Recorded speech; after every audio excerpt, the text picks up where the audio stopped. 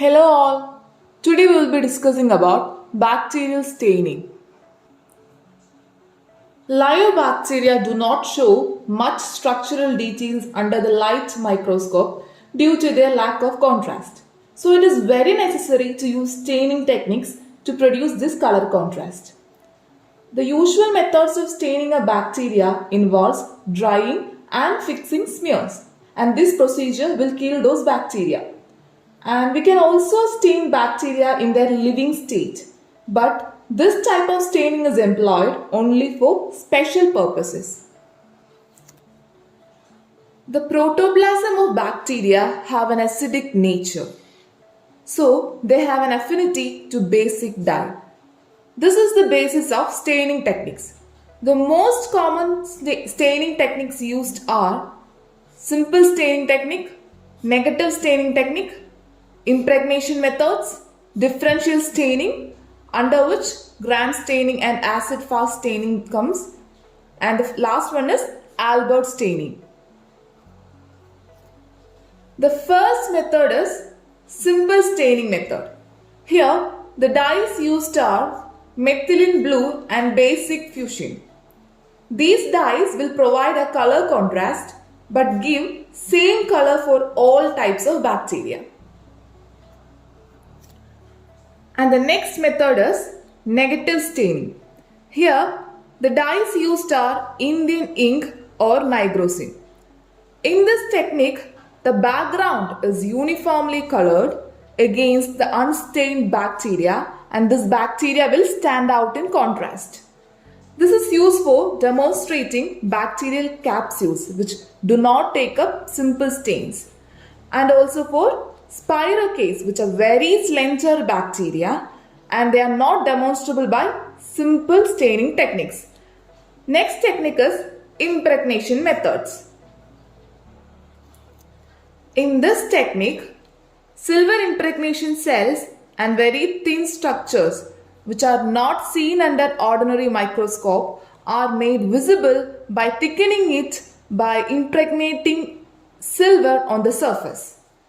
It is used for demonstrating spirochetes and bacterial flagella. Next technique is differential staining method. This is a very important method. It has two types, gram staining and acid-fast staining. Here, it will give different colors to different bacteria. First one is gram staining. It was suggested by Christian Gram. The principles are, first one is gram-positive bacteria have acidic protoplasm, and this acidic nature will help to retain the basic dye. Second property is the gram-positive bacteria have very thick peptidoglycan, and this will help to retain di-iodine complex. Next one is the gram-negative bacteria have very high lipid content, and this will make it permeable to secondary dye or counter stain after decolorization.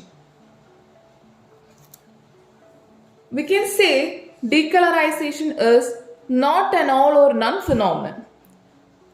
Some gram-positive cells may get decolorized on prolonged treatment with organic solvents like acetone. So if the decolorization is inadequate, all the cells may appear to be gram-negative. If the cell wall is damaged, gram-positive bacteria may appear as gram-negative. The procedure is, first we will do primary staining with para-rosanilin dye like crystal violet or methyl violet, and then we will apply dilute solution of iodine. Next procedure is decolorization. It is done with the help of organic solvents like ethanol, acetone, aniline, etc. Final step is counter staining.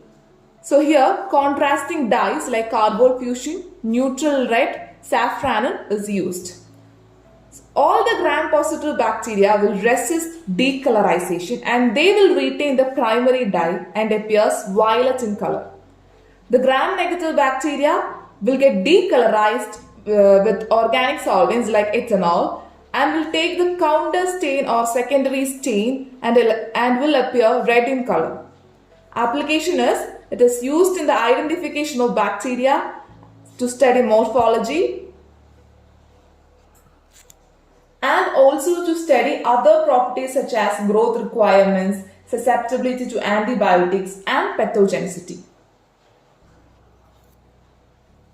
Next method of differential staining is acid-fast staining.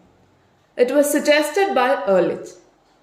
He found that after staining with aniline dyes, tubercle bacilli resist decolorization with acids. So this method was modified by Seal and Nielsen, and this modified technique is used commonly nowadays.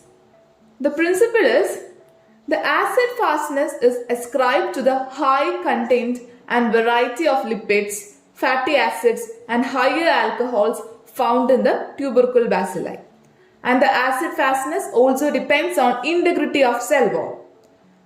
Lipid peculiar to acid-fast bacilli, high molecular weight hydroxy acid, wax-containing carboxyl groups like mycolic acid is acid-fast staining in free state.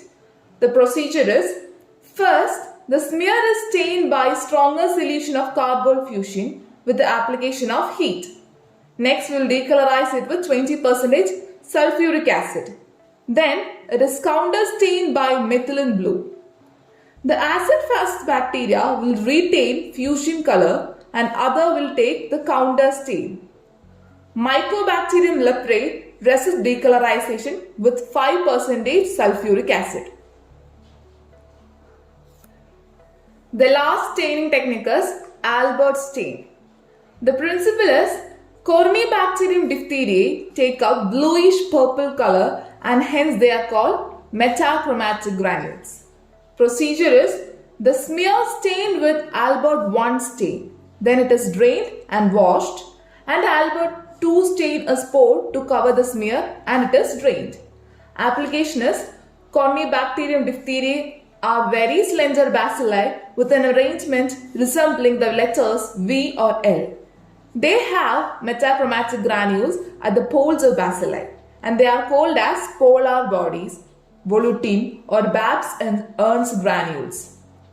Albert's, Neisser's and Ponder's stain demonstrate these Babs Ernst granules.